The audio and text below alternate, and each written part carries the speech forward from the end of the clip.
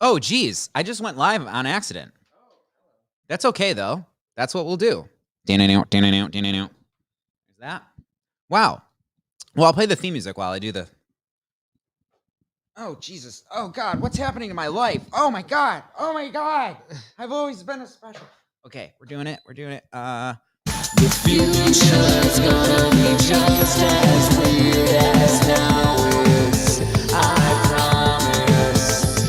The future's gonna be absurd as the past. Be sure of that. Now. The future's gonna be just as weird as now is. I promise. The future's gonna be absurd as the past. Be Welcome. sure of that. And welcome to the Nonsensus. Welcome to the Nonsensus. Would it be, you think it would be better if I pronounced it the Nonsense Us? Nonsensus? No, that fucking... Nonsensus? That has a Like- very swaying "we are the worldian" sort of thing, which I'm into that, but I don't like to signal that as much as I used to. I think the Nonsensus. I like to say nonsensus. It's census of nonsense. nonsensus. Hello, here we are today. Hello. You two are meeting. I'm gonna do the Hi. the antithesis of what I think is polite when you're introducing two friends, which is to tell them to meet each other, and I'm just gonna let you guys figure that out. All right. Well, would you like to go first, Hello. so I know who you are? This is Joseph, and nice to meet you. I'm a buddy of Zach's, and been friends for a minute. And I'm I tolerate presence in my life, and sometimes I'm a journeyman on my thing, discovering the great mysteries of life and learning more, about who I am every day. Good stuff. So, I'm S, or I go by Skull, and I'm a mostly painter, sometimes sculptor, and general weirdo who's been having a really good time cultivating a very strange lifestyle and appearance myself and getting enjoyment out of that. So it's good to meet you. good to meet you too. And that was it. That was something that I've been working up for a long time in my spiritual journey, which is I have had numerous experiences of feeling so embarrassed about how I handled introducing two people that I both know that I'm their connection, their link at parties. Uh-huh. And I just feel so bad about them awkwardly staring at their shoes and fucking just how bad I made it for them on accident. So I just wanted to make it this as awkward and uncomfortable as it could be, and offer no bridge to you two. That works. So and that's a big thing of what I'd like to talk about tonight is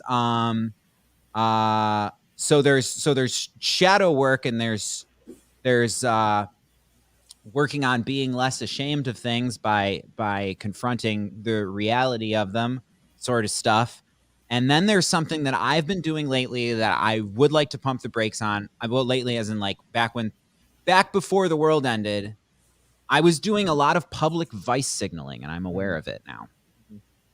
So there's virtue signaling, making yourself seem like you're morally righteouser than anyone, and that causes problems because when it's not true usually. And usually the ones who want to do it, they're the least virtuous and righteous, I don't want to say least, but anyway, usually but what I've noticed is it makes people feel bad when you are trying to come off as ideal, or when it seems like you're ideal. It makes people feel bad. It makes people feel stupid when somebody's seeming really smart. It makes somebody feel like they should be ashamed of not being righteous enough when somebody's seeming like they're super pure. And I realized that I did that a lot in my early and mid and I'll just say in my 20s. I think there was a lot of I didn't know that I was doing it, but virtue signaling as fuck. And then I hit a certain point where I became aware of that and noticed when other people are doing it and how embarrassed I am for them. And then I just was like, I'm going to do the opposite. And then I heard Anna Ketchkin, I believe, the Red Scare podcast. She introduced me to the word vice signaling. And And that's like, I'm going to make myself seem like I'm a fucking total sinner and a jerk. And because I'm doing the opposite, right? Yeah. And when we humans do that, we're like very extreme. We're very like prone to extremity. You know, I have kind of a response to that in the concept of like other people feeling ways about the signals that you put out. And is my audio coming through okay? No, it's I had to tell Joe that there are headphones in the other room. I forgot to grab him a pair. I'm just being the most rude friend and host possible. Right. But carry on. But something I've discovered in just the last couple of weeks of messing around with strangers online and doing a little bit of data gathering and social science in the form of recording interactions with people and keeping track of specific types of interactions. And I think that whether or not you're virtue signaling or vice signaling, how other people feel about it is a matter of their own sense of security and their own identity and comfort with their position in the world and their feelings about status quo situations and all that. If someone's comfortable and secure in themselves, it doesn't matter what someone else has going on. They're going to go with the flow and be okay with what's happening. If someone feels bad because or better or whatever about themselves because of how someone else is living or acting or speaking, that speaks more about their own issues than about how you should adjust your behaviors. I certainly observe that, and there's another big thing of it coming up that it was supposed to be just myself and Joe hanging out in 3 dimensions here tonight. And then that turned into our friend J Rose is on the way, and then he is bringing a buddy of mine. All 4 of us are all very, very dear friends. Have known each other for a long time. It's not like what just a treat. randos, but 4 individuals. I was really worried when it seems like, is that happening? That we might want to make this a Zoom call and not a live thing, because there is like, you know, of the 330 million Americans, that I think there's more than 12 that would more than wag a naughty finger at that. Now, the reality of it is that I don't really have any close friends good. that are it's definitely it's 4 people. It's 4 people. It's 4 people together who are each and all. I know all 4 of us are careful. And also I'm one who, after I have in this, you know, what's interesting too, though, what that is really coming into my conscious more that I wasn't allowing for, is that there are places in the South, or just more South than here, where it's the folks are carrying on. Like it's a disappointment.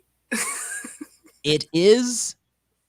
It is, and it's really a confusing knot that we have tied ourselves into in the good old US of A, where there's extremities. Like it's weird that there are people who have rules of no masks in my house. There's people who have that rule.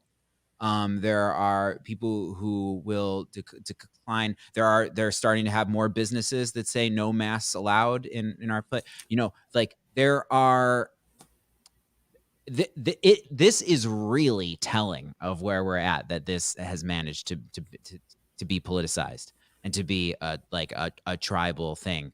Like that I believe that history will look back on this and, like, particularly what went on in the USA, we are a special little snowflake right now with this situation of a menu of states that are handling it so starkly different from the difference between Florida and California right now. Oh yeah. Is different fucking countries. Yeah. Well, you know, it's a whole thing of like the sensationalism that our country has been like put a spell under, because, you know, we see so much nowadays of people almost over dramatizing the things that are happening. But I mean, it's of course with common risk and assumption of the you know, a common risk. But, you know, we come from a society where we are very stimulated on many different levels, and, you know, really dramatized, and that from that like stress response Mm. has us making decisions from, a place that it can be more persuadable in some way. Like when people are stressed out about what's happening in life, it's easy to like move things in certain directions. And, I think like it's of course to be smart, mindful, and like have risks and prevention and things like that. Um, but it's just like very interesting to see how the world is changing, because like from the impact of everything that's happening now, it's changing. It's changing literally tomorrow of like the way that we live because, um, you know, there's babies born now that grew up in the middle of a pandemic. Grew up isolated, grew up Oh yeah. like socially distanced.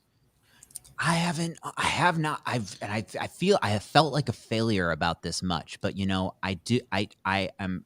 I'm very capable of being a helpful presence in the life of children, and I have a friend, Fractal the Magical Turtle, who also can be friend of child, and particularly could have been helpful in this time. And I did neither. I am starting now. I've been doing Turtle Tuesdays at least digitally, but there was a time I was because you couldn't get together in person with anyone, and it was like particularly, or it's like you couldn't. I wouldn't say you could not without in at least in intense shaming. But I am one who definitely clearly observes that there is warranted us doing the thing that we do where you public shame the thing that could be fucking over your neighbors, that is Mhm. causing danger to the collective. It is such a if it I often have this thought. Okay, wait, I have to finish the tangent about with the kid. Like I am so curious and real. But I'm hoping that kids are doing all right with this, because it's so important for kids to interact with each other. That's like that's what it is to grow. And I wouldn't say you're not maturing until Mhm. you're kind of just becoming. But no, socialization matters. Like Yeah, it's a socialization big is part very of neat. forming. And I hope that folks have been managing and I feel bad about those who are on the extreme side Yeah. of you got to thread the needle of, if you were to completely isolate and be 100% sure that you have been in no situations where there's a possibility that you generated a case, Mm, or were asymptomatic and present around those who, right. like if you this entire year and some months were entirely 100% because you totally isolated self, you now have a bunch of problems because of it's going to be obvious to us now, like what human connection is doing in a really objective, like measurable way, like the damage that Yeah. it's unfortunate, but we're doing our best. We're doing our best. But tonight I'm Totally. about to have 4 people in my Yeah. apartment. I mean, I personally have times where I've been in very public settings and it's very weird. It's very like, the feelings come up where it's like, is this okay? It's like, is this okay for me to be here? Like, is this some like ethically responsible of me to be participating in a place where, there could be a chance of infection?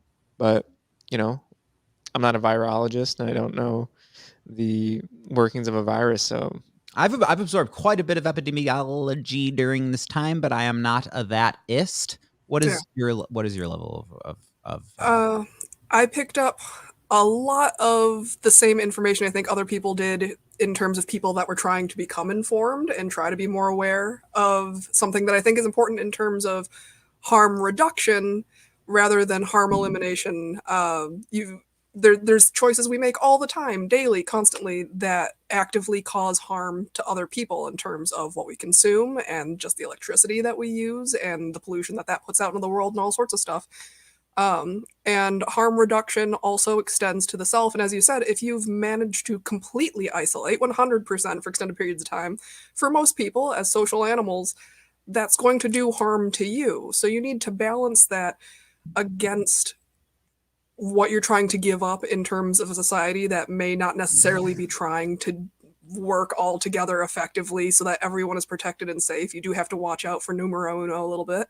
mhm. So I think harm reduction is the thing to focus on, and not attempting or aspiring for total harm elimination. If you're going to a thing because it's personally enriching and it makes you more able to like continue living in a way that helps you feel excited for the future in day-to-day life, um, there's actions you can take in terms of masking and distancing and not making it a super regular thing. And if you feel like there were issues with other people not being careful, being aware of your own symptoms and getting tested regularly, self-isolating for periods in between events, things like that.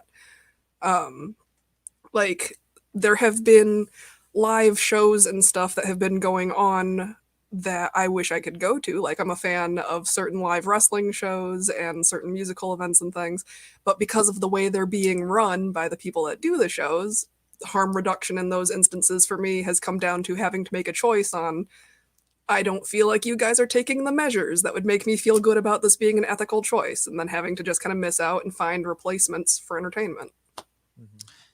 Yeah, I have received both internal shame from of either. I've never been like extreme on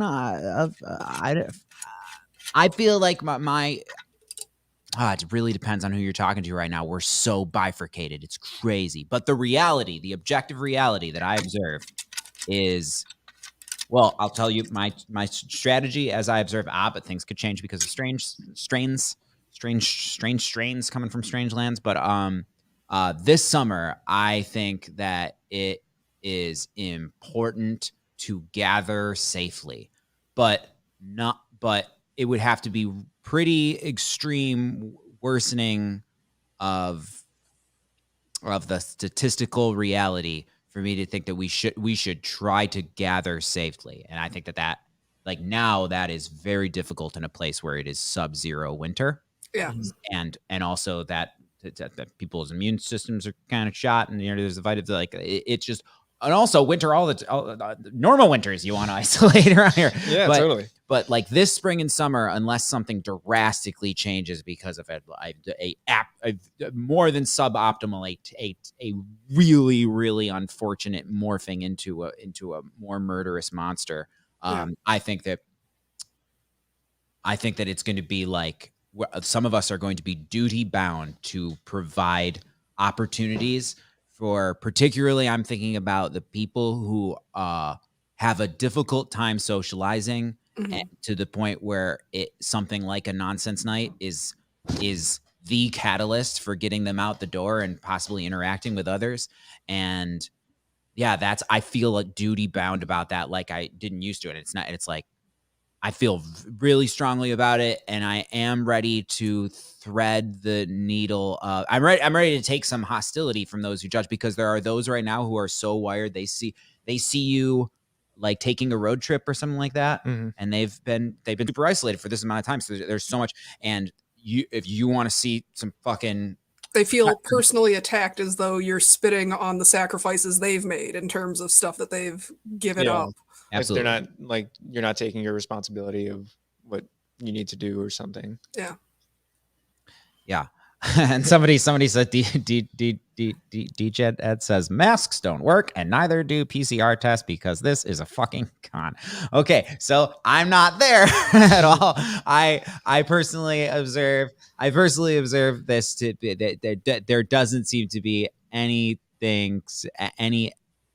evidence from anyone serious that I've heard. Not to say that you're not serious, but it seems like the lab leak story might not be thinking. So it is super mysterious, and there is a lot of humanity happening. But the reality was there was a novel coronavirus that was spreading all over the entire globe. And when you live in highly densely populated areas, that with its death rate being exactly as it is, or even a little bit lower, like if everybody gets that at once and it's new, and our immune systems don't know what the fuck to do with it, so it has this Montezuma's revenge, like effect of just like, this, and if that hits everybody at once, there is a big enough percentage that are going to have a real rough go of it and need to be hospitalized, that it would overwhelm hospitals. And the mass graves New York situation is totally real.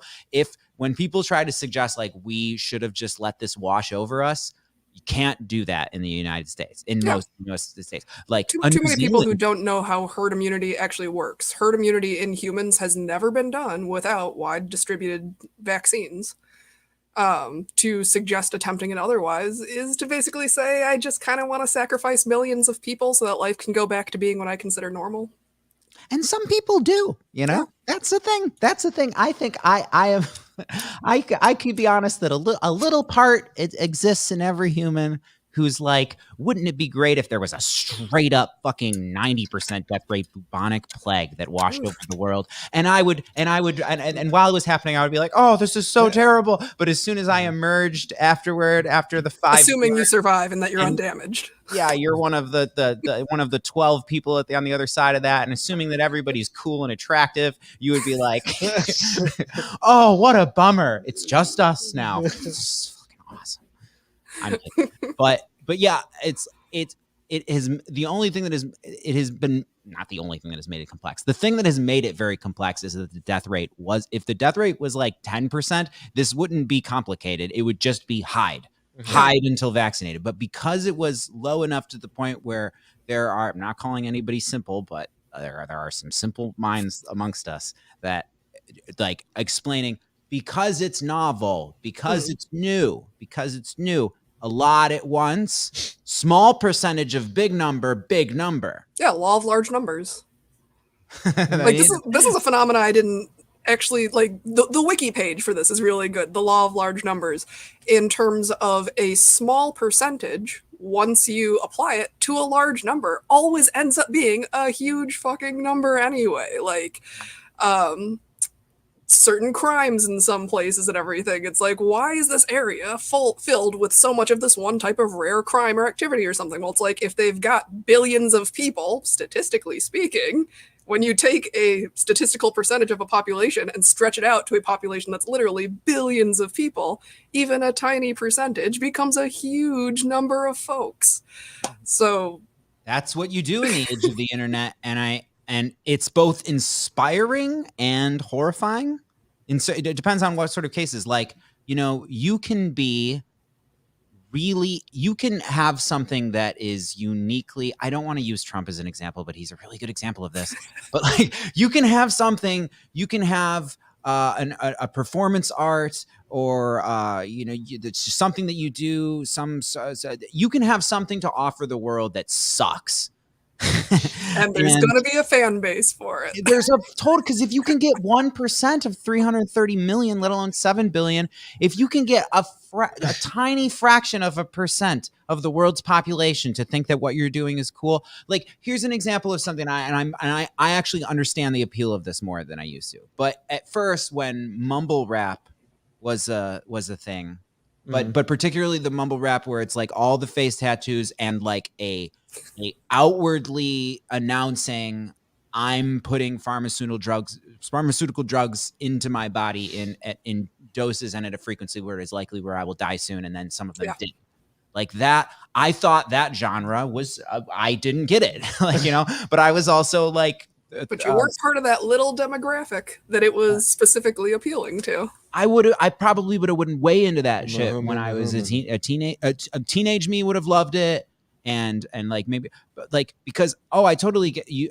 What was going on? What is it about the teenage, like the vibe? I think it's just the vibe. I think it just is like cool, and it feels about destroying yourself. Well, I mean, look at the world that the generations after ours are inheriting, and constantly being hit with this barrage of messaging that the climate's falling apart and that the economy's going to shit in the countries they live in and everything else. As well.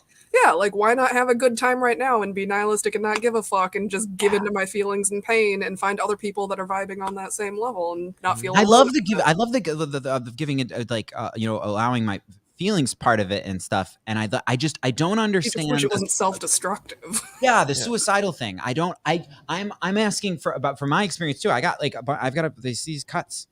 I got cuts and I've got a cigarette burn. I fucking was super into when self-mutilation was in, and but it wasn't social. It was very an individually sincere thing. It was like, I'm going to destroy myself, and I was having the suburban experience, which I now look back at any age of my life, but particularly like teenage years. And oh my God, it would be so comfy, cozy to be 14-year-old me and not be a fucking dick about it like I was. Oh, I was such an ungrateful little fucker. Aw. And I wasn't allowed to be friends with you if you were what I thought was preppy, normie. Okay. I wanted everything to be dark and gloomy and I fucking sometimes I'd burn and lacerate myself, and everything was about fuck it, burn it all down, destroy it. And Nothing it was matters. the whole Obama administration happened, and I had no appreciation of like, whoa, this is kind of boring. Awesome. You know, and Totally been uninteresting times. I would love a decade of uninterestingness. There was plenty of interesting things happening. Oh yeah, but in the sense of like constant everyday going to your news sources casually and being like, what terrible thing has happened while I was sleeping? What do you think about this? I'll ask both of you. What do you think about? Okay, so I don't know how to say that. Jed, because that could be Jed, like Dijed, or it could be DJ I. I'm gonna say it's Jed. Jedi, like Jedi. Oh, is it Jedi? Yeah. Oh, Jedi. Fuck yeah. Okay, dope. He says climate charts were falsified by Pfizer's Neil Ferguson, same guy that creates the BS, the WHO and the CDC charts for COVID. So when I see that, there's part of me that used to function like I'm trying to have a new thing. I'm going to ask for your advice at the end of this rant, where I've just spent at least the last 4 years, for obvious reasons, being really afraid of the chorus of judgment and virtue signaling that comes at you if you don't behave.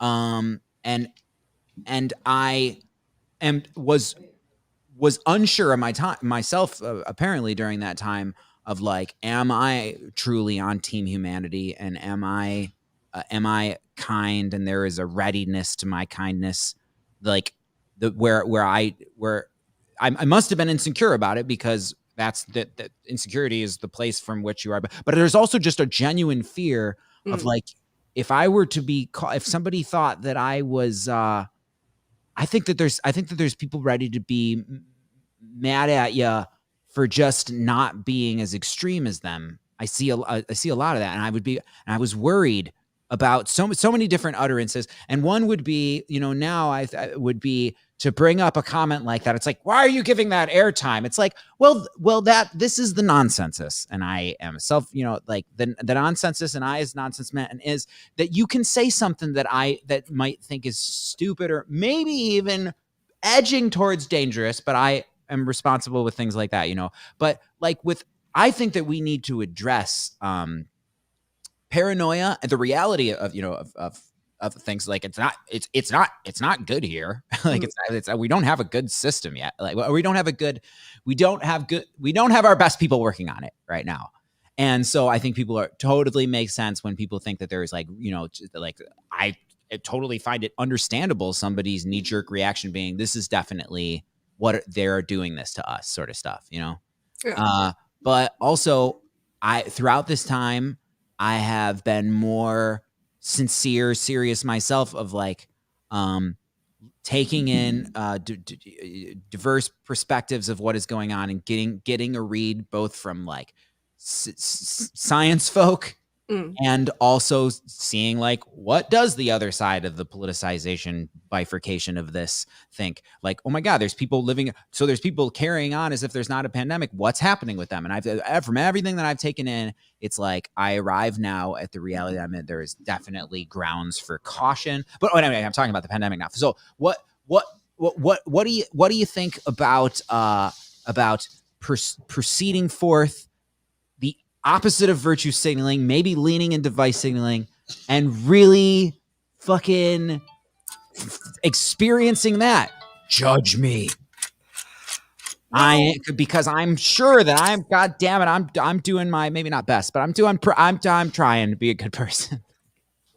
Well, two aspects of that, which we've touched on a little bit. One being the law of large numbers finding your audience regardless of whatever you've got going on.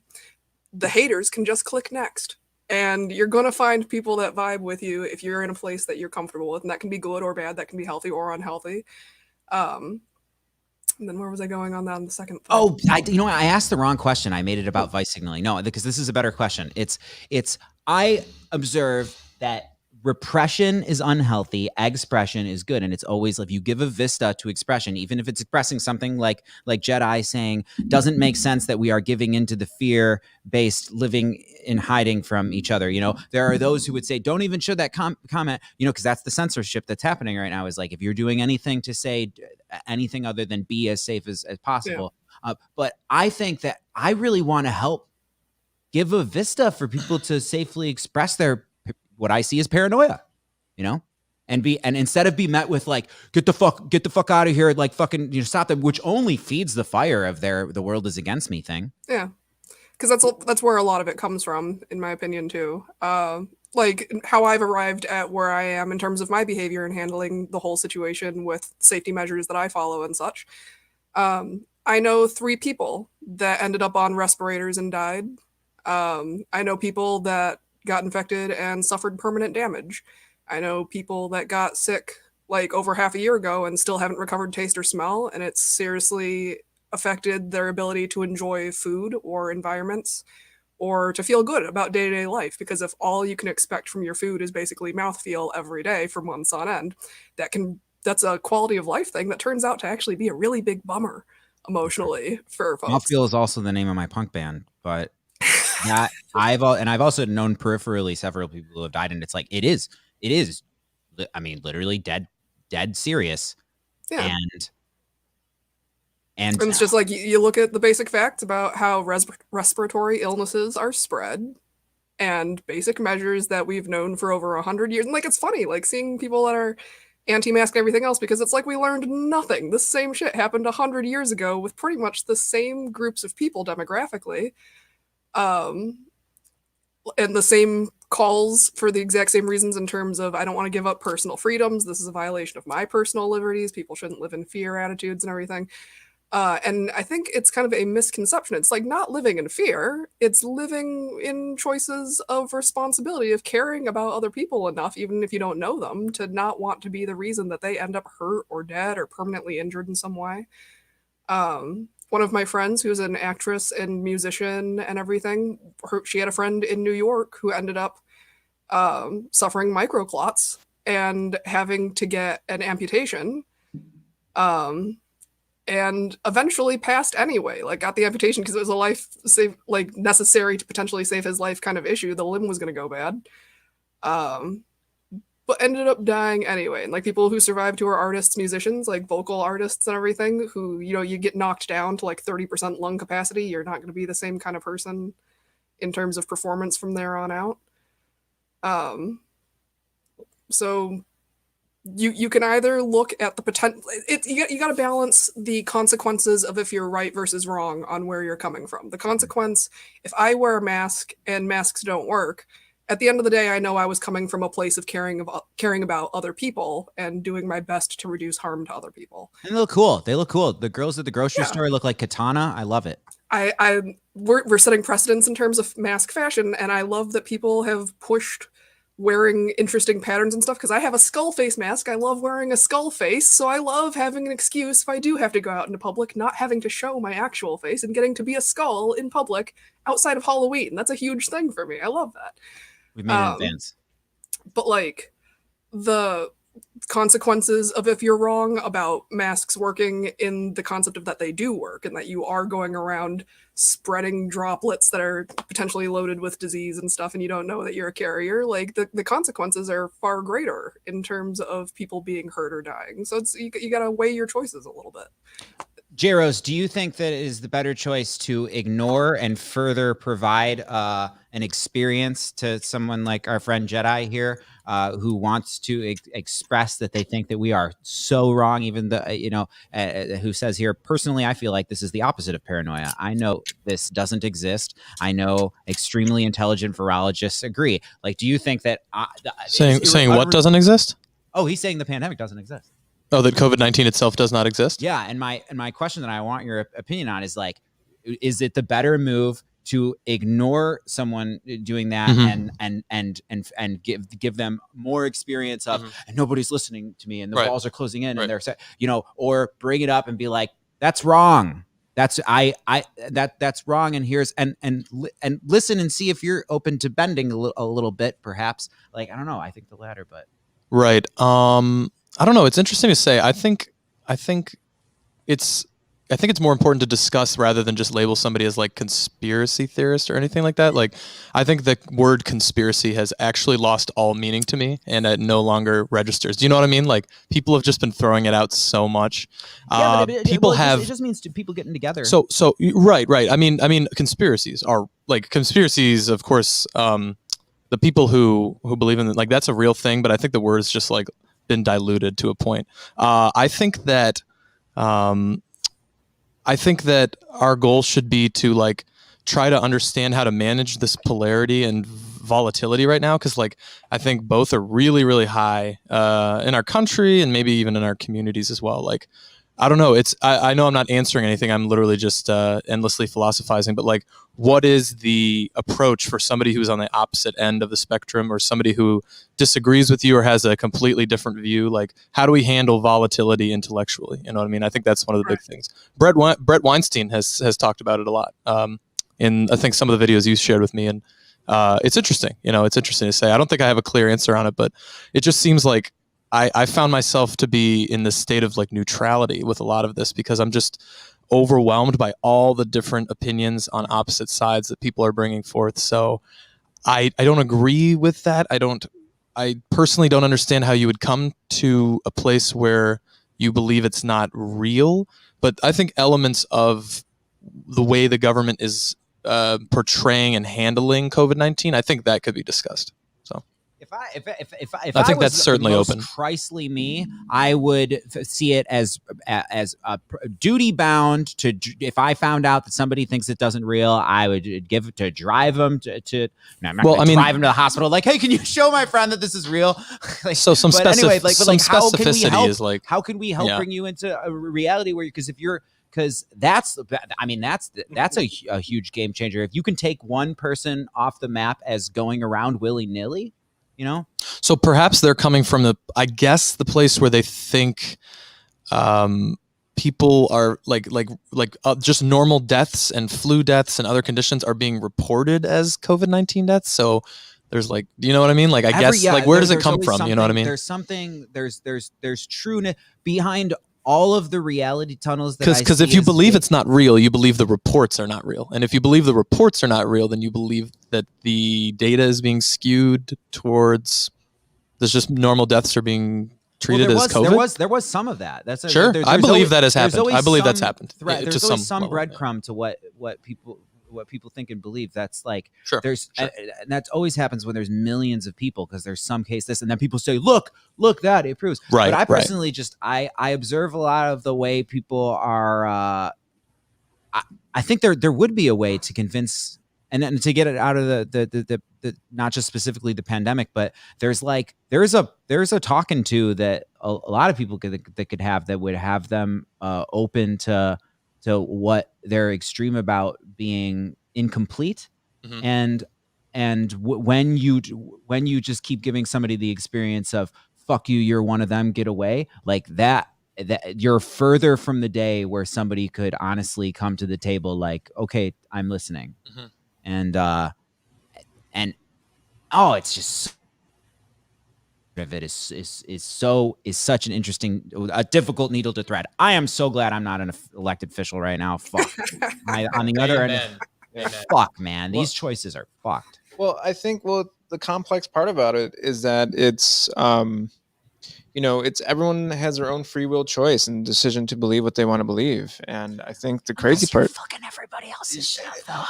I mean, that's very true. But sometimes like the people who are doing that don't know that they're doing that. They don't. I think they actually think they like are assisting and being beneficial to humanity by being however the way they are. But like, the complex thing, it's like, everyone's got a free will choice deeply rooted and embedded in them. And then we try, I mean, I guess what I've noticed is like, sometimes we as humans try to, like, oh, if you don't understand what I understand, then you're compromising the group. Like you're shitting in the bathtub kind of thing.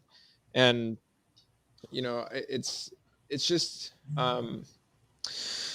I think it's interesting to like hold space for all the things that are being said, and then like even like say what Jedi said, as like using that in some way to build that even with the opposition, to like have a greater understanding of like how to navigate this in the moment, because I believe it's like not really just like one thing that's like really quick. It's like really multifaceted and really complex, and it kind of like requires like all the information and like navigating it in the moment. But I think that when you've got Oh no. Am I suddenly alone in this stream room? What is the protocol for this? How does this work? it just happens sometimes. 3 out of 4 men do not wash their hands at the movies. So I don't know if Robert, I don't know where you're getting the statistic, Robert. I'm admitting to all of the participants and attendees of Reality the Musical, the festival on a regular basis now that my brain doesn't retain facts and proper nouns very well. Mm-hmm. I'm very good at talking about things as if I know what I'm talking about. But if you really get me to the point where it's like, where's that from? I'll just be like, shit, but it sounded great. Like, so I can facilitate conversations amongst serious people with serious facts. I like what Flex said. I'm trying to bring up his comment. One of them, Jesus Louisers, what is technology doing to my body? What happened? Oh, here we go. It's just trying to bring up this, and he says, they may even make up. Oh, he's saying, this is so difficult. Oh man, there's starting to be a comment war. Whoa, a lot happened. Okay, wow. And this is the thing that I like for a while. I was precisely what I was worried about a long time. That had me being so cowardice in public talky things is I hate when it's like I've just now facilitated a fight between friends of mine or strangers. Hey. And now they're commenting. Get along, guys. It's like it's not so serious. It sucks. You look an hour later, and there's 80 exchanges, and some of them include fucking some like half-hearted threat. Sucks. Be nice, guys. They're still good in the world. Like no, maybe they are being nice.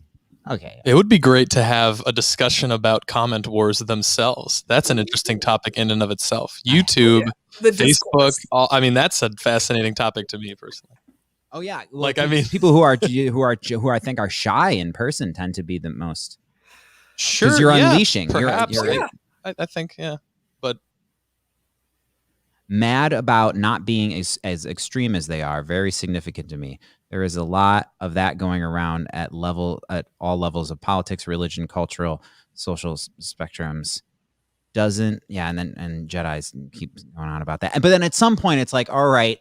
I hear what you're saying. Like I had a friend who was super into QAnon, and we weren't hanging out during that time, but the whole time, every time I would talk to him, I would be like, can we talk about it? Like, and my stance the whole time was like, this is hilarious. You're actually into that, And then that went really, really bad. And now I think in the future, this is a fuckeroo I thought I had today, is that if somebody has somebody in their life who is currently believing in something like that, or just straight up like is like upset about that they got had by the QAnon, like verifiably false. Now the storm never came. But watch Shutter Island before having that conversation with them, because Shutter Island really does a good job of showing the thing where your brain can give you a reality that is more palatable than something that it contains a lot of uncertainty and complexity. And I think that a cabal of satanic pedophiles have taken over the blue team, and now the current president from the red team is the only one who can stop them. Like that's really swallowable for. I actually just saw Shutter Island the other day. There's a reason. It's actually probably in my top 10 favorite movies of all time. I love Shutter Island. I can't believe you just brought it up, because I feel like I haven't heard it mentioned in a while, but it's a really good movie. It's fascinating. But it's just that makes me think different to view. It's so grim, and it's a thriller. I love thrillers. Absolutely. Thriller and mystery are my favorite genres generally. And I think it fills both, really. It's not feel goodian, bro. No, it's not. It's rough. We need you to accept this reality. We need you to accept that you did this. And he's like, who are you? Who is patient 67? So rough. I'm Eddie. Do you, and it clearly, it's not like K-Pax where Kevin Spacey might be an alien. Like that leaves you with he might be an alien. The Shutter Island pretty much tells you straight up like this person's having a totally delusion. Oh yeah, I mean, it's you know, it's a trauma response that basically like he couldn't come to grips of what he did. You know, to kill his wife because she killed his children. Spoilers if you've never seen it. Yeah, the post spoilers warning. Yep. You should put the thing in the thing and then direct it. Yeah, to the yeah. face I was just during having the time. trouble moving around a little bit. And I'll just used to disinfect holding your my- larynx after this. But yeah, I mean, it's like yeah, just that amount of trauma made him disassociate and actually create another psyche, like another version of himself, so that he could, you know, exist. Because at some point, like he literally couldn't go on because he couldn't live with the fact that he killed his wife and this horrible thing happened. So in order for his biology to move on, he had to create this whole other identity that, like, you know, that let it down gently. Yeah. I think that totally happens. Yeah, like you gotta let it down. And I think, and man, for somebody who, there are so many stories of people who when the storm didn't come or when he was like, and there were, and to know, I think it's going to be in the history books of like, Capital. there were literally people who were saying that Biden and Trump switched faces. I read there was somebody I saw that who theory. I accept all friendships on Facebook until I just have reason to block them. Like that's my policy is I just, and then when something happens where this needs to end. But somebody I don't know, I shouldn't say their name, but it was an animal. It was a couple of words and then sloth. But they have they have a silly picture for their picture, and their word is sloth, and all their posts were QAnon-y stuff. And then the thing happened then, and then the inauguration happened, and I saw a post where he's saying like, look, only Trump knows what's going on now. It's like, this wasn't supposed to happen. Maybe the FBI this, maybe the military no. And it was just all these things. And it was clear that it's like, you are watching a consciousness typing going like, look, there's still a way that the storm, the cabal, there's still this. And it was like, oh man, oh sweet child. Yeah. Oh yeah. I mean, there's a lot that's happening in the world today. You know, there's a lot that's not happening as well and being perceived as happening. That's having world frames set up on faith-based reasoning rather than fact-based reasoning, in terms of putting things together to match what you believe is reality, like finding things to back up your view of reality, rather than going out and seeking information to better shape a more accurate formation of how you're viewing the overall objective shared reality. Yeah, that we're finding out what the objective shared reality, like what the rules that we don't need to agree on, they'll show up sort of thing. It's like when somebody says, wasn't it Ricky Gervais who says if we somehow deleted all of the writings of all religions, we wouldn't be able to bring that back after a generation of there not being any of these books. You know, like you wouldn't, but with science, it would all come back with maybe with different words and symbols and stuff, but you would measure the same, or would you? I mean, we could get all psychedelic about it, but like there are some things that are just measurable every day, the same. You just go pressure, speed, things people like that. People are weighing it the same in different languages all over the world, and you would think that this would just immediately, people would unite around objectivity, but nope.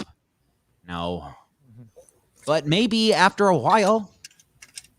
You know, one of my favorite, the latest incarnation of a long time series of things. Like we also had mention of not necessarily taking climate change to be a real thing. You think that's one? You think that's the thing? No, I definitely do.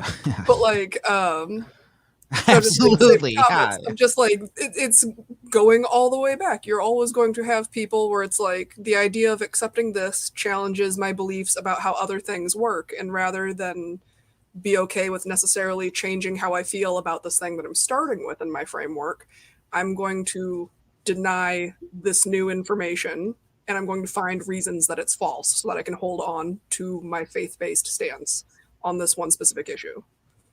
One of my favorite quotes is comes from the journalistic world, but it is there's 3 sides to every story: yours, theirs, and the truth.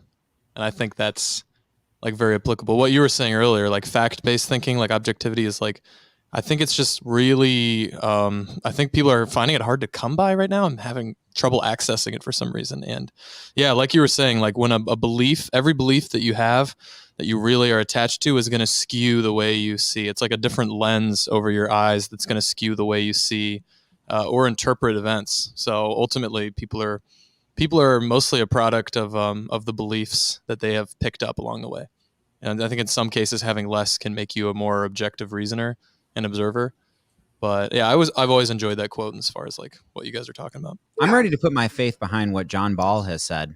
Which, hi, John, by the way. Says God is just making it warmer so that we're more comfortable. That's lovely. Of course. That's great. Yeah, I think that faith around the equator, but yeah, no. I think that we're finding out, or I mean, some of us individuals who are doing the critical thinking thing, you find out that you're putting your faith behind really subjective questions like, is reality worth doing? Is it good that I am alive? Like, this is a subjective ass motherfucking question that I want to faithfully respond. Yes. Yes. In fact, I love it here. I love when I get cold. I love that sometimes I'm very sad. I love this. I love that sometimes I don't love this. This is good. And I'm going to keep leaning into that and have faith about that, because a bunch of objective shit tends to happen around the vortex of consciousness that thinks that, or I could use very simple terms like, if you have a good attitude, it's probably better that stuff's going to happen to you. And if you have bad, then it's like, yeah. So that's a faith thing, but having faith that the guy, he's a time traveler. He's a time traveler that's going to take down the pedophile Satanist cabal. Was that it? There was something spiritual about it. I have not seen a time traveler theory. I'm gonna have to. No, there was some time traveler. No, Trump was a time traveler who was gonna. Yeah, there was that was a part of it too. There was also something about JFK Jr. JFK Jr. didn't actually die, and so putting your faith behind that, like, that's JFK Jr. Okay, yeah, I could see that being believable. Yeah, Flex says there is objective truth. Fuck, God, why am I clicking and the comments don't come up? I gotta stop myself from throwing public tantrums. I'll probably delete this one at the end because there's a whole bunch of okay. There is objective truth. Flex says there is objective truth. We have been gaslit so much from the various medias and politicians that we all are questioning reality more than sober people typically do. But also, we're put in a place where, I mean, we're not wired to handle uncertainty. Like, that is it is a rarity to be able our to culture specifically. I'm just now realizing that Fleck is the amazing Fleck, and I just want to take a moment to be like, thank you for being someone who has made the good brain juice happen for me at live events. I have a big goal of like getting to say person to person how much I appreciate everyone who's ever been part of Theater Bazaar, in terms of like major events that I love and appreciate in my life as important, big memories. So very cool that you're just here and I get to say you're awesome. Thank you for existing and doing the stuff that you have done and that you do. I also appreciate you, Fleck, and you taught me to not just roll special spheres around in my palms in an aesthetic way that I thought I was incapable of, but it was you who helped me to try until I was doing it. But you've just been so great over the years. Such a great friend. I appreciate you, Fleck. Let's do this. Round of applause. Hey. Yeah. Fleck Mindscape, everybody. The amazing Fleck.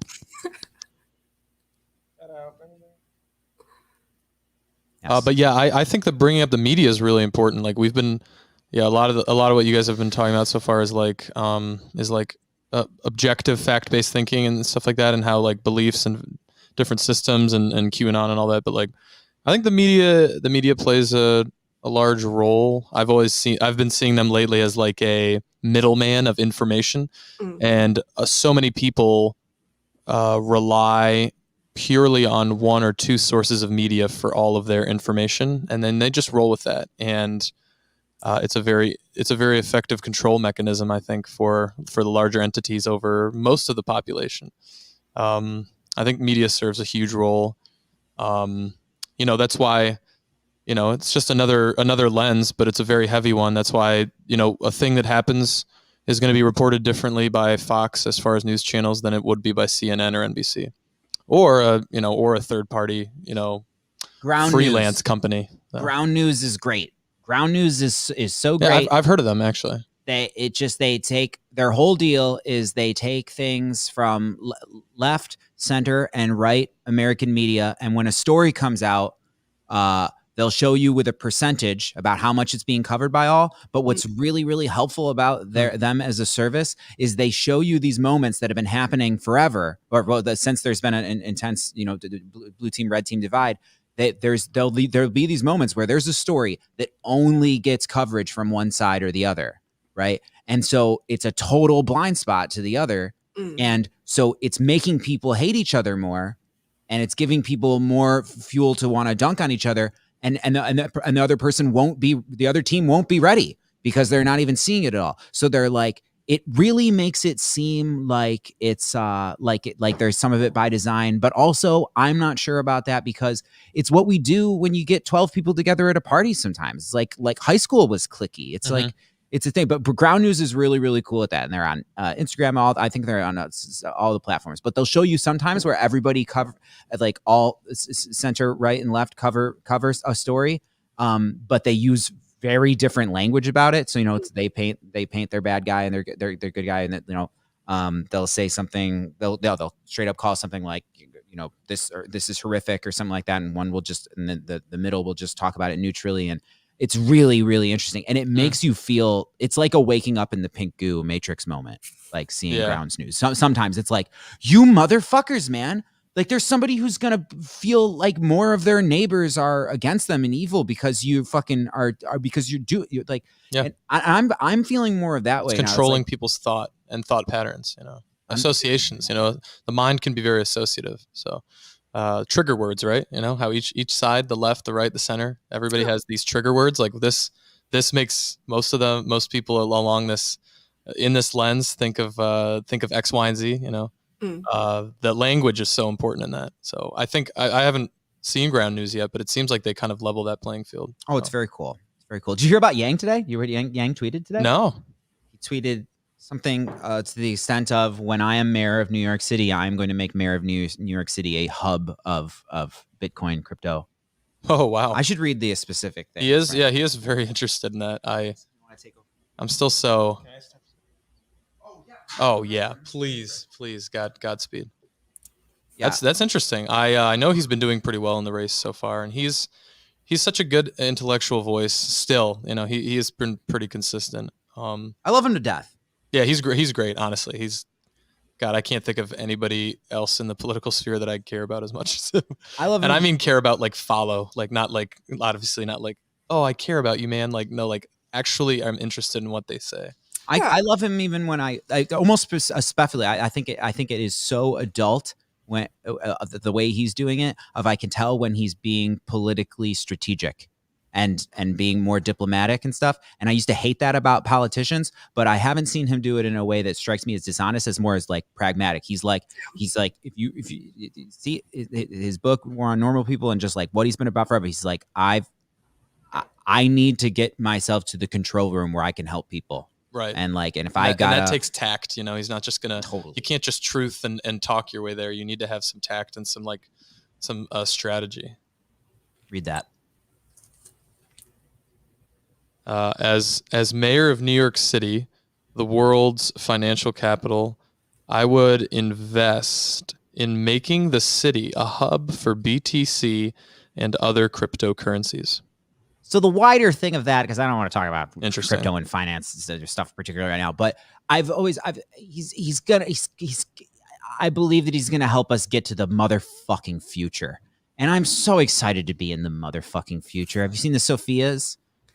Yeah, I saw you even doing a little bit of discussion about that earlier today. I'm stoked. I'm so excited for us to be like game B thinking, switch the train tracks and be like, and there'll be new controversies like, oh God, is it all right that I'm a person and these robots are so much smarter and healthier than me? Like that'll be the new problems, and that's a controversy I want.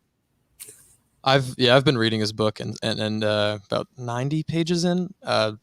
He has just some like really clear, very straightforward insights about automation, about technology, about the economy, and like I learned a lot just in like I don't know 2 pages. I learned about why the housing market crashed, or what happened in 2008, 2009, during the what preempted the Wall Street bailout, and like just in 2 pages he explained it.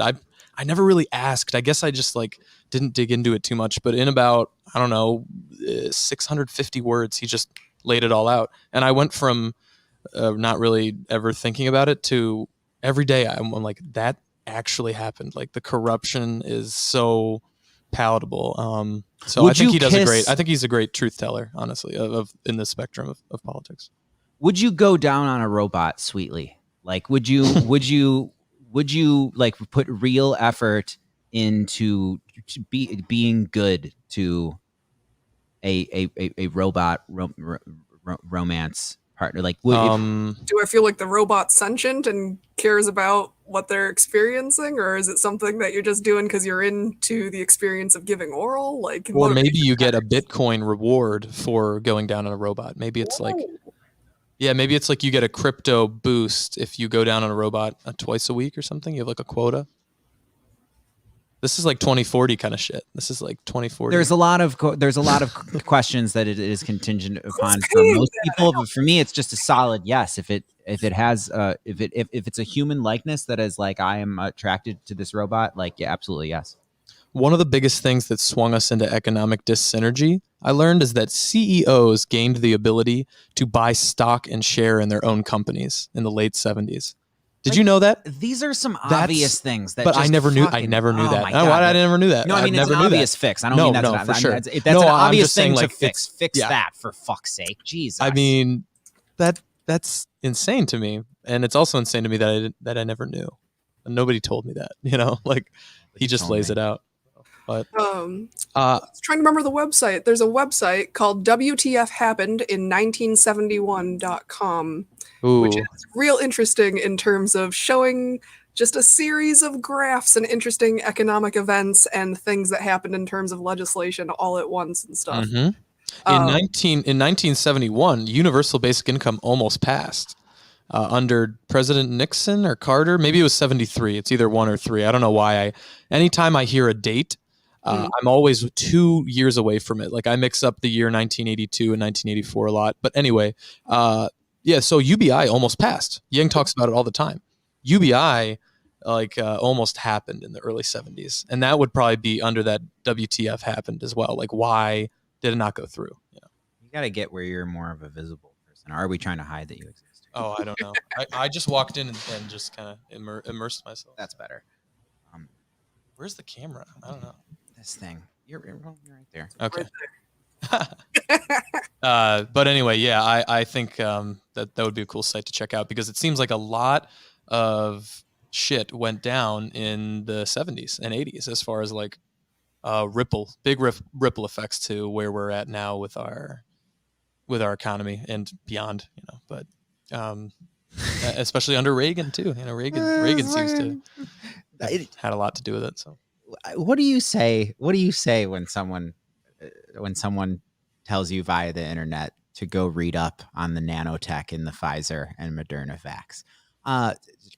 okay, I'll look into it. I mean, I am, in all sincerity, there are moments where anything, no matter how silly it is, any doom story rises up in me with a thought of like, wait, that might be a thing. And it's like, I wonder how someone's life. Okay, so like I have been deputized by my mother and sister as the one to, like what is going on and what should we do? Right. Though there's moments where I have been. Sometimes my sister takes over because I'm just kind of all over the place. Sometimes I don't have the spoons for it. I might be Joker mode one day and then the next like wanting to be Christly, but for the most part, it's like I do feel confident of what is going on. There was a novel coronavirus that we were not fucking ready for that has a death rate that is lower than 10%, but there's millions of us, so it would flood hospitals. And right. And I do think at this point that it's like it makes it my game is to my mother being vaccinated before any risky situations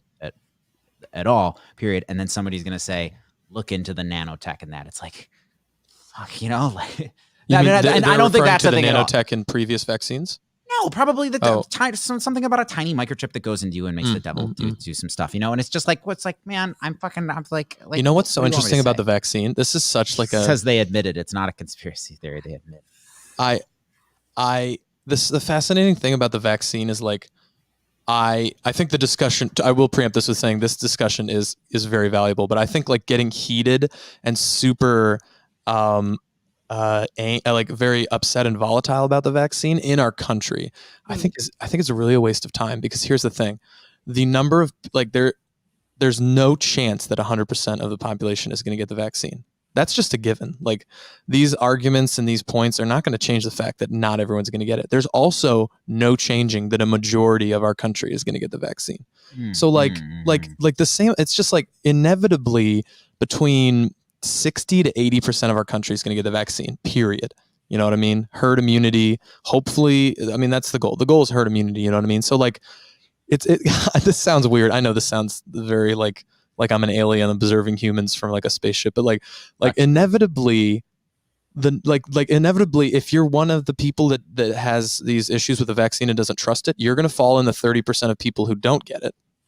There you are. Congratulations. Here's your jacket. And if you're like, oh yeah, I'm going to get the vaccine, you're in the majority of 70% who are going to get it. Congratulations. Here's your jacket. You know what I mean? Like, it just doesn't seem like there's a lot at stake with this argument. Like, inevitably, this happens every time there's a vaccine, probably, right?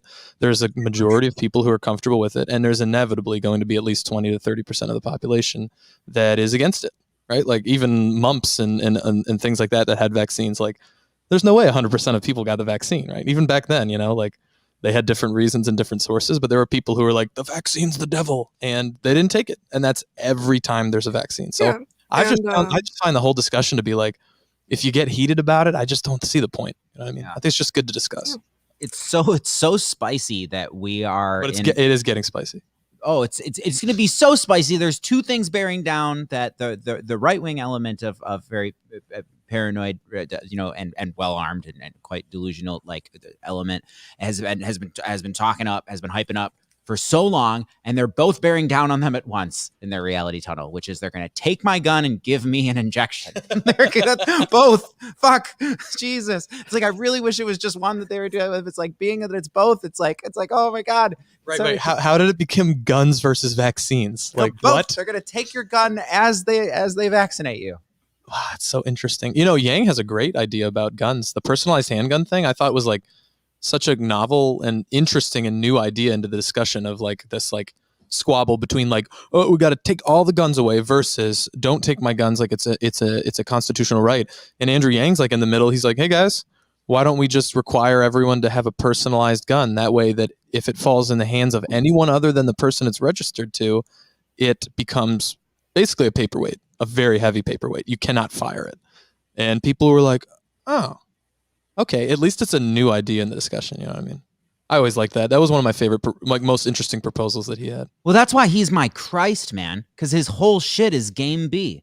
His whole shit is like, how fucking ideal that would have been if we would have had, if it would have been Trump versus somebody who's, even if you think his campaign slogans are entirely just to go, like if it was Trump make America great again versus not, it's not right, it's not left, it's forward. Right. Like that would have been fucking so helpful right now, because like we needed game B. We needed game B. Yang in a debate versus Trump. I was salivating over that. Fucking I mean, Trump doesn't. He just doesn't want that. Like, I don't know. But it didn't happen, and we just have to accept that this is the reality that we're in. Is like a very, very I think it's pretty about the most boring blue team shit is about to be happening, mostly with some little surprises though. And I do think that there's going to be some really significant changes. I think that there's at the end of this 4 years, like there will be some big blue team wins, and some of those blue teams are very close. Blue team things are very, very close to my element. And when I say blue team, I mean like they're the ones who are going to deliver on that from the two choices that we have.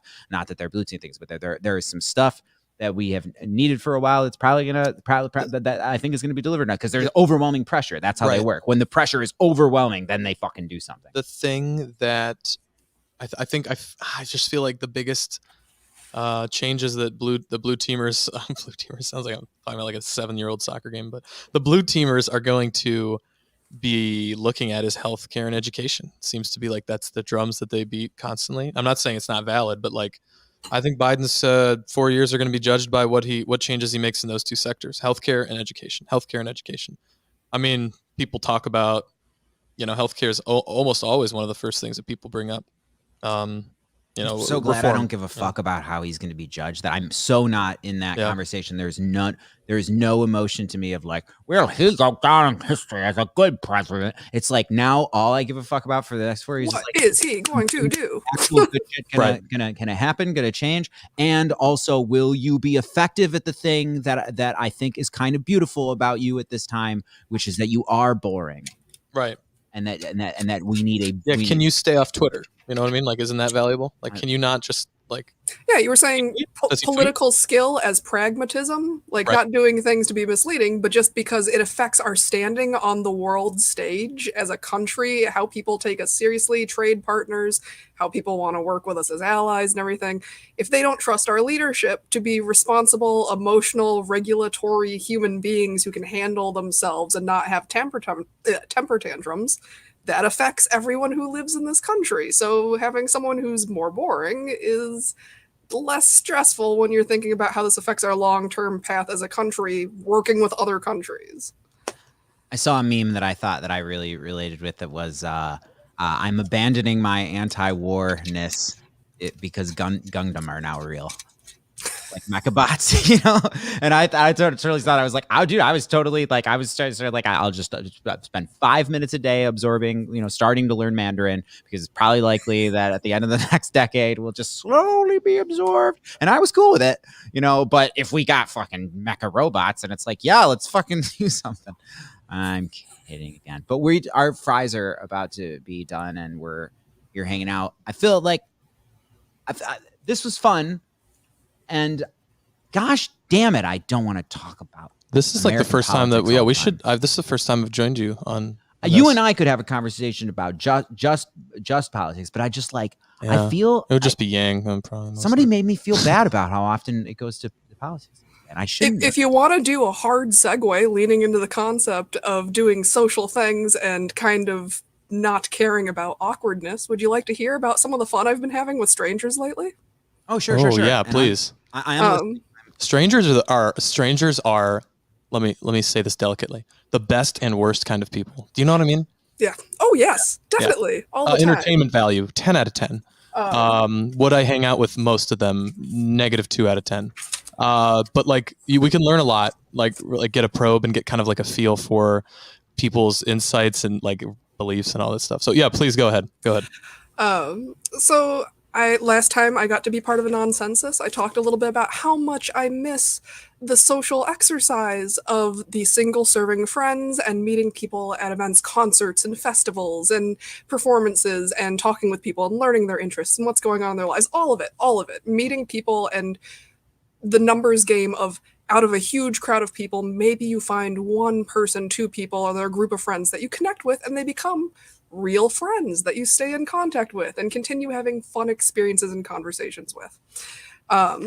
And I was missing that to the extent that I decided I was going to aggressively pursue digital means of meeting people. And I was like, oh, there's websites that exist for that I've somehow forgotten about for a decade, such as Omegle.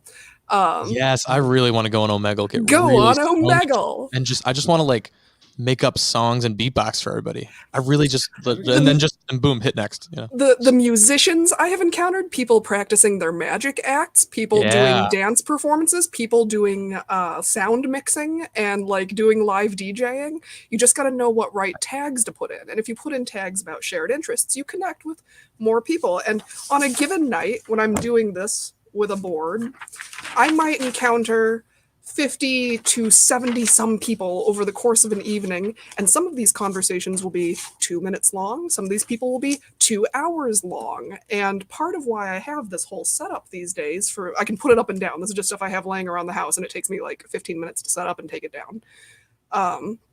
When you make it really obvious what you're into, even if you're just having a short, brief connection with someone, if they're also into this kind of nonsense, they see it. You have to make it really obvious what you like so that other people who like that stuff will see it and connect with you. Mm-hmm. And even the people that don't can be very fun. Like, it's rare. You get fewer not cool people compared to the cool people. And I define those by kind of level of personal security and courtesy. If someone, even if they're not into the scene, reacts with courtesy and is willing to chill out for a moment and just express curiosity or be interested in the scene, that still counts as cool. If someone is instantly aggressive and critical and like, what the fuck is all that? I'm not into the satanic shit. That's not cool. And that's why I brought up at the start of this session my impressions of personal security. And I think this applies also to the habit of being reactionary, like not to swing it back to politics or anything, but like the way people are reactionary about certain ideas that they hold themselves is a sense of security. If I don't say something, if I don't challenge what's in front of me, I'm invalidating my own position. Like if someone does not feel absolutely secure and valid in their position, they have to attack anything that challenges their status quo or that is different from themselves. Right. Like protect their selves. If they're comfortable in themselves, they can just hit next and move on, and it's fine. Sure. I like the way you said it though, because it feels like it bridges like a genuine connection with other people, where you're just like, you know, you're allowing yourself to be seen, so much so that it allows like a person to see themselves through you or something, and they're like, whoa, like this moment is crazy. Like I worked at Electric Forest in 2019, and you know, 2019. Yeah. 2 years ago. We worked at Electric Forest. Yeah, we worked in the same room actually. Fun. The same part. It was great. Yeah, and you know that actually the Electric Forest interactions are very similar to what I imagine you had on Omegle, especially as far as time length. Some of them were 30 seconds, some of them were 5 minutes, 6 minutes, 8 minutes, you know. And yeah, go ahead. Yeah, and just like one moment. It's like one moment with somebody and you're just like, this could be our only 30 seconds to see each other ever, and then like here's how we're impacting each other, and then next, and then And those moments stay with people. You know what I mean? Like you being on Omegle and the things that you put on your board and that you talk about with people, you're never going to be sure of how much of an impact that had on someone. It could have no impact. They could just be like, oh, that was cool, whatever, and then not think about it and go make their SpaghettiOs or whatever. But you also could be in a position where after they eat their SpaghettiOs, I don't know why I don't know, they could eat pizza or Thai food, whatever. But after dinner, they're like, you know what? They're talking to their friend or their significant other, whatever. They're like, you know what?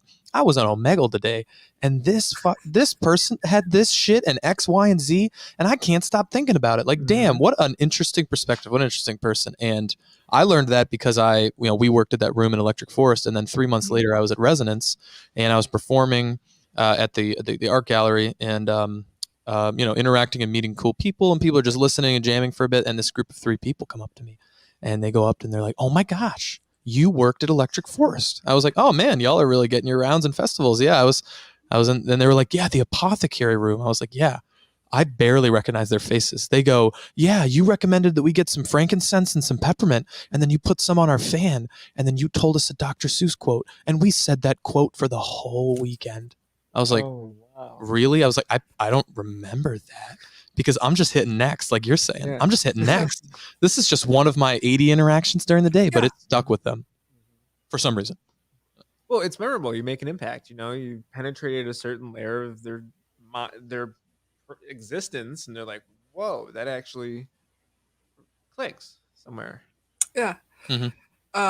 So like part of my obviousness, I'm very much into horror and spooky stuff and the whole this aesthetic. And trying to like get into helping other people be less bored. And that's something I say to people. I tell people if I run into a monomegal and they're curious, like, what is this? Why are you doing this? I assume if you're on this website, it's because you're bored. Is there anything I can do to help you be less bored?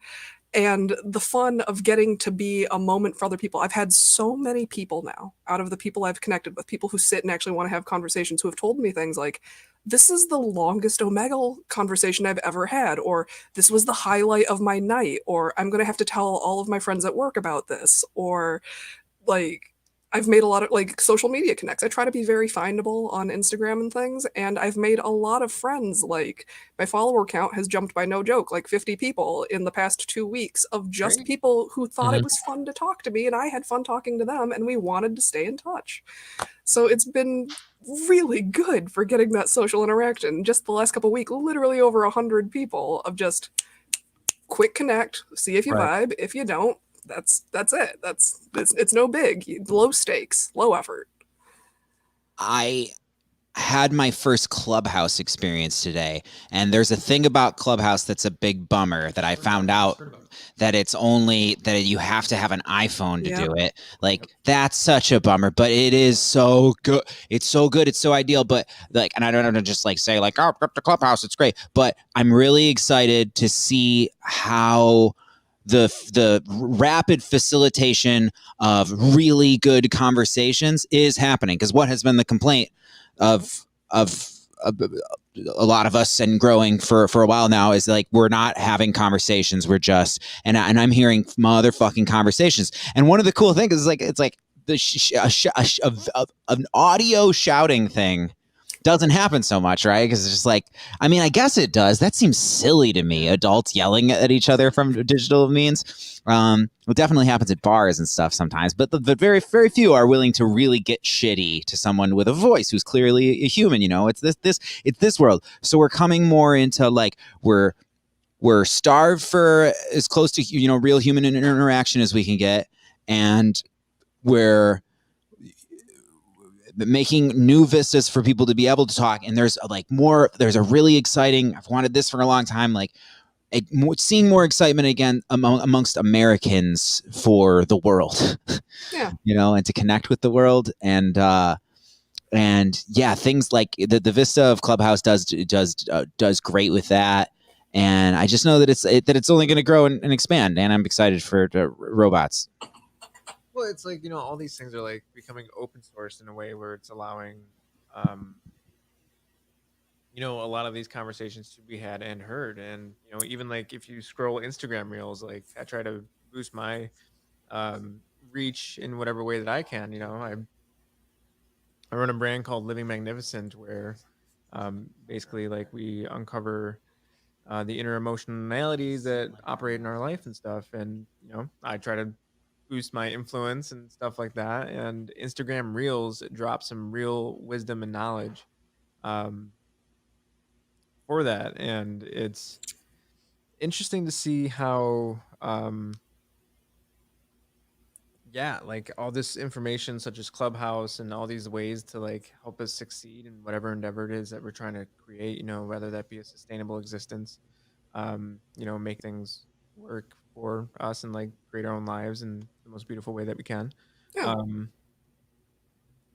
Like it's just so cool to see that a lot of these conversations are being had. There's a lot of really cool opportunities, if like the one who's really like listening and like looking for that, like there's a lot of really cool opportunities to learn some really good information on how to do kind of the thing. It has been the hour and a half that nonsensuses usually are, and also there are activities like the eating of fries. We just cooked fries that need to be gotten into thoroughly and not just as a side project. It's not a side quest to eat French fries. That's what we must do. It's a goal. It's an intention. It has to happen for practical body upkeep reasons. Yes, and there are comments about. Oh, but I wanted to apologize for earlier where I assumed there was a comment war going on. I just saw a bunch of comments, and I'm just so shell shocked from how things are that if I see a bunch of comments, I think people are fighting. Oh fuck, I made people fight, but it's like no, they're pleasant. We're a pleasant bunch around here. And mine was just a detached, loose, neutral thing of like, man, comment wars are interesting. Like, you ever just get stoned and read through a comment war for like 10 minutes? You're like, oh man, you're like, it's mostly just X and Y here, but then Z jumps in with all sorts of shit and fucks them up, and then sometimes they both turn on him. Isn't it interesting when a third player comes in? Fuckaroo of a. I can't even talk about it because it's people that I know. But I saw the most absurdly leaning into being as toxic as you can be amongst really articulate people the other day. It was so great. It's just like you're reading a book of real life characters being the drama was so intense. It was like bullet points about why you are failing as a friend. And they knew each other and like it was so well crafted why you suck. No war here. Stay in your turtle shell. Yeah, no. If we were talking in person, hey, man, if you would like to talk, if Jedi, I hope that's a Jedi. If you want to talk, I would talk to you with voices. Perhaps not live right away because I don't want my door kicked down because I was talking about stuff in the way I'm not supposed to, and I don't know how intense that is right now. Honestly, I think there's some people who are being kind of crybaby bushels of bitchings about it, but there's also like there's several times in the past where I understand why what everyone thinks, and even though there's things that people think that I know that they think that I don't think are true, I think that they really think that. And being as I think that they really think that, I've seen what happens when you go up to somebody who thinks a thing and tells them and tells them in a very like adversarial way, a way that doesn't give you the option of the thing where it's like you all right, I've heard you out, and I'll process and digest that tomorrow, and maybe I will have nudged an inch. But as long as it's a fighty thing, then you got to have your shield up, bro. And so I understand why people are do the thing where it just becomes like insult tennis. Insult tennis. Yeah, I love Mario Tennis. I want to play Mario Tennis. Perhaps insult badminton too. Well, I will let you get to your fries and your evening of hanging out with the dudes. Thank you very much for involving me in another Nonsensus and having me as a guest again. It was a lovely time. I want to be more regular with there's several a week of because there has to be a late night. So I think 10 o'clock, I was going to say 10 o'clock on Thursday might be great. Yeah, 10 o'clock on Thursday might be great. If you're looking for late evening Thursday guests, I'm definitely a night owl and definitely in for the evening aesthetics and everything. So I'm down to come by most Thursdays. Yeah. And if the chorus of public shaming gets to the point where I want these to be private Zoom calls so that people will stop throwing I want to say something other than Molotov cocktail, that gets said enough. Throwing anything at my mom's house. If you threw anything at my mom's house, I'd be bummed. Throwing trash. I'd be so throwing rubbish on my corpse as it's being dragged by Bring Out Your Dead style cart through the city. I would be I don't want those problems, so we'll just have a Zoom talk if that's how it's going to be. Yeah, and also before we head out, just a note of intrigue to leave you with. I don't know if you noticed, but I had someone who stopped by behind me earlier this evening to like be visible in front of the camera and wave hello. You had a person come near you? Yes. Wow. You were a little bit distracted and you were looking somewhere else off screen, but I had a guest behind my shoulder for a moment earlier this evening who knows your face and knows your name and your personage. And oh no, we have dropped off again. I want to make sure that this information gets through correctly. I'll wait a moment. See if I go back. The counter in the corner is still going live. I have no idea how the streaming service works. Do I hang up? Did he hang up? What's happening here? What is this?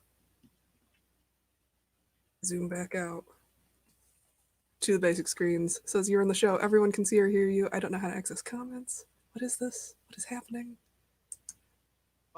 There we go. Side window has. I don't know what the hell just happened, and I'm so upset about it. But finish. But you were together at a protest at the Michigan Capitol in 2012, and he has been looking for an opportunity ever since to have a conversation with you. So I remember that. I remember that exact thing. I remember that. I use as allegories to tell people what I think about how I think protest stuff might move the needle more. But yeah, because we had some particular experiences there on the steps of that Capitol. Now it's like, oh shit! I almost don't want to say it. Like I said, we were just on the staircase with microphone. We were just people having a talking to on a staircase. This was not a storming of a Capitol. This was a regular old go to a Capitol and say like, I think this could be done better. But yeah, I would love to talk to him. Good. I'm sure he'll be glad to hear that. We're all talking to each other now, mostly on the internet. Sometimes in person. I have to cremate my two friends who are here, and then I'm gonna quarantine indefinitely because it's not just COVID that I'm worried about from you two. It's that I might get like that your souls have rubbed off on me, and I don't want to descend into the shattered experience that especially me. I observe you having. You know, you're like.